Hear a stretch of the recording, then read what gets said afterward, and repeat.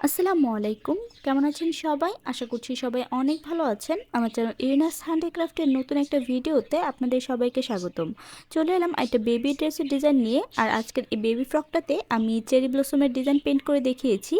তো প্রথমে আমি এখানে কাপড়ে পেন্সিল দিয়ে কিছু ডিজাইন ড্র করে নিয়েছি। আপনারা চাইলে কার্বন পেপার দিয়ে এখানে ড্র করে নিতে পারেন, অথবা ফ্রি হ্যান্ডও কিন্তু ডিজাইনটা এঁকে নিতে পারেন।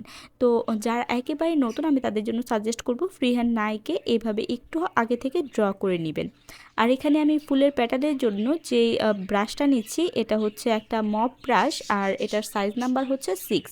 আপনারা কিপ স্মাইলিং ব্র্যান্ডের যে 13 পিসের একটা ব্রাশ সেট পাওয়া যায়, সেই সেটটা একেবারে কিনে নিতে পারেন, কারণ এখানে মপ ব্রাশ, রাউন্ড ব্রাশ, সব ধরনের ব্রাশের কালেকশন কিন্তু দেওয়া আছে। আর আলাদা যদি কিনতে চান তাহলে দোকানে গিয়ে বললেই হবে মপ ব্রাশ। আর নাম্বারগুলো সাধারণত 6, 7, 8, 9 এই সাইজের থাকে। তো 6 এবং 9 এই দুইটা সাইজ কিন্তু বড় বড় ফুল বা মোটামুটি ভালো প্যাটার্নের ফুল আঁকার জন্য লাগে। তো আপনারা এই ধরনের বা এই সাইজের ব্রাশগুলো নিয়ে নেবেন। আপনারা চাইলে কিন্তু পুরাটা কাজ একটা ব্রাশের সাহায্যে করে নিতে পারেন। মপ ব্রাশের যে ডিজাইনটা, এটা মূলত উপরের দিকে নিচের দিকে ফ্লপি থাকে, এবং আগার যে অংশটা মানে একদম মাথার যে অংশটা, এটা একদম চিকন থাকে। তো এটা দিয়ে একদম চিকন লাইন ড্র করা থেকে শুরু করে বড় প্যাটার্নের যে পেটালগুলো থাকে, ফুলের পাপড়িগুলো, সেগুলো পর্যন্ত কিন্তু ড্র করা যায়। তো এখানে আমি ফুলের জন্য 4টা শেড চুজ করেছি। বেবি পিঙ্কের 4টা শেড মনে রাখবেন, বেবি পিঙ্ক একদম ডিপ থেকে শুরু করে হালকা পর্যন্ত। আর যে ডালের যে অংশটা আছে, এই ডালের অংশটার জন্য আমি বাদামি কালার ইউজ করছি।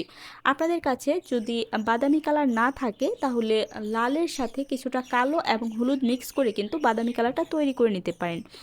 আর পিঙ্ক কালারের যে 4টা শেড আমি তৈরি করেছি, এই 4টা শেড তৈরি করার জন্য আপনারা বেবি পিঙ্ক কালারের ডিপ যে কালারটা আছে, এটার সাথে অল্প সাদা মিক্স করে করে কিন্তু 4টা, 5টা, 6টা আপনাদের যে কয়টা শেড লাগে সেগুলো কিন্তু তৈরি করে নিতে পারেন। এভাবে রঙের শেডগুলো তৈরি করে নিলে আপনার এক্সট্রা টাকা খরচ করে বিভিন্ন শেড আর কিনতে হবে না। একই কালারের কিন্তু বেশ কিছু শেড পাওয়া যায়। আপনারা চাইলে ঘরেই কিন্তু এগুলো তৈরি করে নিতে পারেন। আর আমি আমার বেশিরভাগ কালারগুলো নিজের হাতে তৈরি করে নিই অ্যাক্রিলিক কালার থেকে। আপনারা চাইলে অ্যাক্রিলিক কালার সরাসরি রেডিটা কিনতে পারেন, অথবা কেমিক্যাল সহ কালার কিনে সেগুলো ঘরেও কিন্তু বানিয়ে নিতে পারেন। তবে যারা বিজনেস পারপোজ কিনবেন, তাদের জন্য আমি সাজেস্ট করব আপনার অ্যাক্রিলিক কালার মানে যে কালারটা আছে সেটা কেমিক্যালের সাথে কিনুন, আপনাদের অনেক টাকা সাশ্রয় হবে। আর যদি আপনারা টুকটাক শখের বসে কাজ করতে চান, তাহলে অবশ্যই রেডি যে কালারগুলো থাকে সেগুলো কিনবেন, কেননা একার পক্ষে ওই রং কিনে, কেমিক্যাল কিনে রং বানিয়ে যখন আপনি কাজ করতে যাবেন, সেটা কিন্তু অনেক বেশি ব্যয়বহুল হয়ে যাবে, এবং দীর্ঘদিন কেমিক্যাল ঘরে পড়ে থাকলে সেগুলো কিন্তু নষ্ট হয়ে যাবে। তো দেখুন, আমি শেডগুলো মিক্স করে করে এখানে ফ্লাওয়ারের যে প্যাটালগুলো আছে, পাপড়িগুলো, সেগুলো কিন্তু ড্র করে নিচ্ছি। আমি এখানে এক একটা প্যাটালের জন্য আমি এক একটা কালার নিচ্ছি, মানে এক একটা শেড নিচ্ছি। আপনারা চাইলে এইভাবে করে নিতে পারেন, অথবা পুরো একটা ফুল এক কালারে করে আরেকটা ফুল অন্য কালারে করতে পারেন।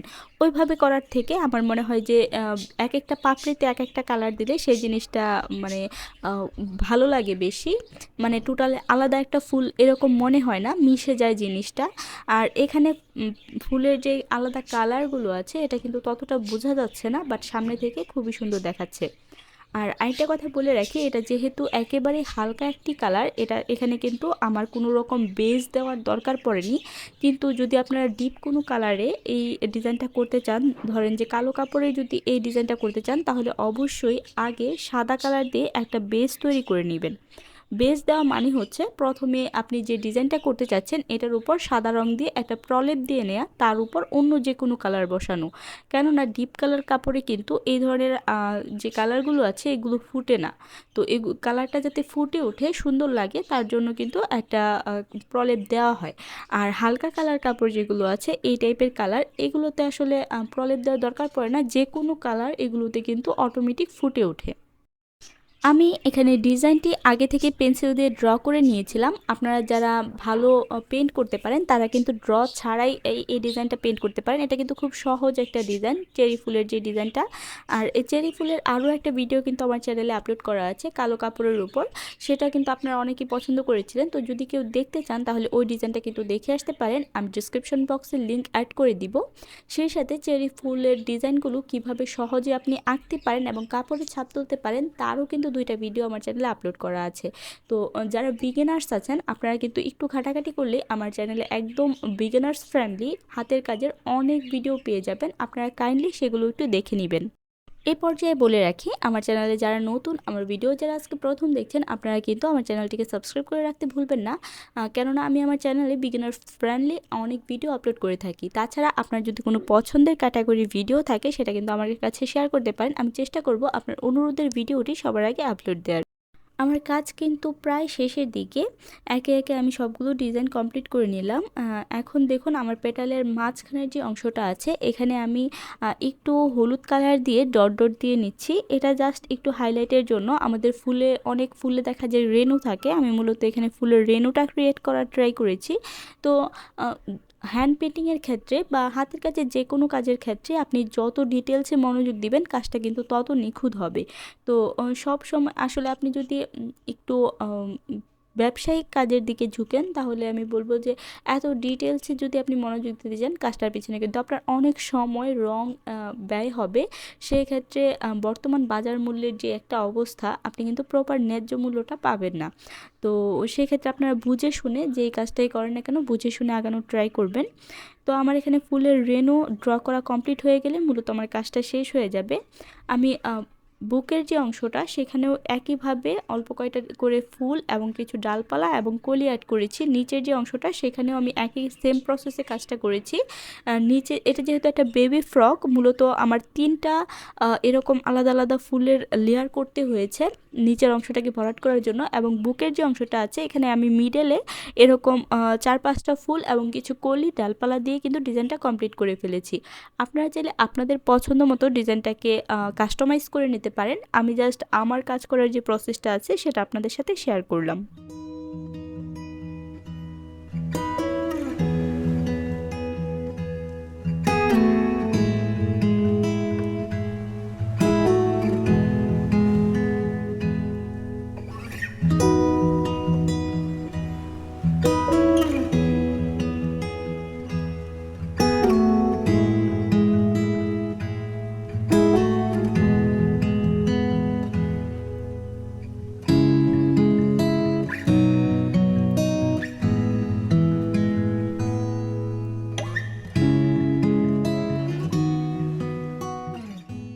ডিজাইনটি কেমন লাগলো, ভিডিওটি ভালো লাগলো কিনা অবশ্যই কিন্তু আমাকে জানাতে ভুলবেন না। যদি ভালো লাগে তাহলে প্লিজ ভিডিওটিতে একটা লাইক দিয়ে দিবেন এবং আপনার আশেপাশে যারা হ্যান্ড পেন্টিং বা হাতের কাজের প্রতি আগ্রহ প্রকাশ করে বা তার ইন্টারেস্টেড আছে তাদের সাথে কিন্তু আমার এই ভিডিওটি শেয়ার করে দিতে ভুলবেন না। আজকের ভিডিওটি এই পর্যন্তই। দেখা হচ্ছে আবার নতুন কোনো ভিডিওতে। সে পর্যন্ত সবাই ভালো থাকবেন, আমার জন্য দোয়া করবেন। আল্লাহ হাফেজ।